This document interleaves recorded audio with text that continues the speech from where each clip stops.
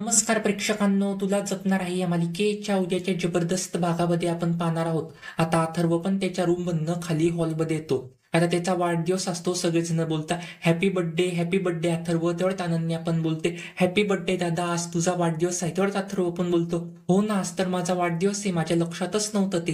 तेवढ्यात अनन्या पण बोलते आपण यांना संध्याकाळी एकदम जल्लोष अशी तुझ्या वाढदिवसाची तयारी करू.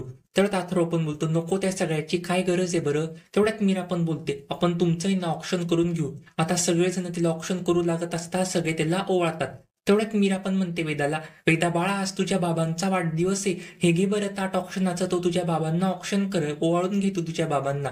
तेवढ्यात वेदा पण बोलते नाही, मी अजिबातच ओवाळणार नाही, मी अजिबात ऑप्शन करणार नाही.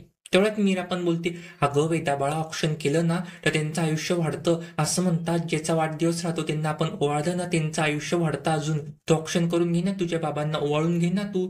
तेवढ्यात वेदा पण बोलते नाही, मी अजिबातच ओवाळणार नाही. आता अथर्वला थोडंसं वाईट वाटतं. अथर्व बोलतो ठीक आहे चालेल, असं म्हणून अथर्व पण तिथून निघून जातो.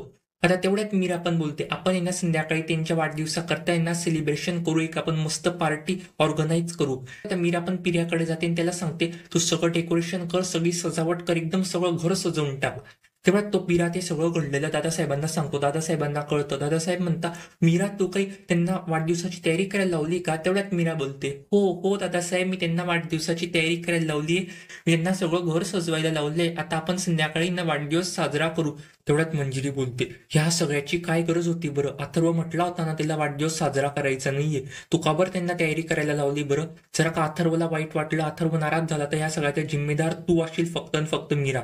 तर दादासाहेब बोलतात तू असं का बोलते बरं, तुला प्रत्येकच गोष्टी तिची खटकते, तुला हे सगळं बोलायची काय गरज होती बरं. तेवढ्यात मीरा पण बोलते अहो मी हे सगळं वेदासाठी करते, वेदांत त्यांचं नातं जवळ होईल याच्यासाठी मी करते.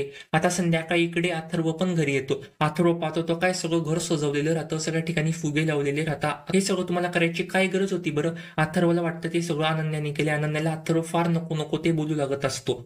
तेवढ्यात मीरा पण बोलते हे सगळं मी केले. अथर्व पण मीराला फार देखील घालून पाडून बोलत. असं काहीच मालिकेच्या 15 तारखेच्या भागात आपल्याला बघायला मिळते. असेच अपडेटसाठी आपल्या चॅनेलला सबस्क्राईब करा. धन्यवाद.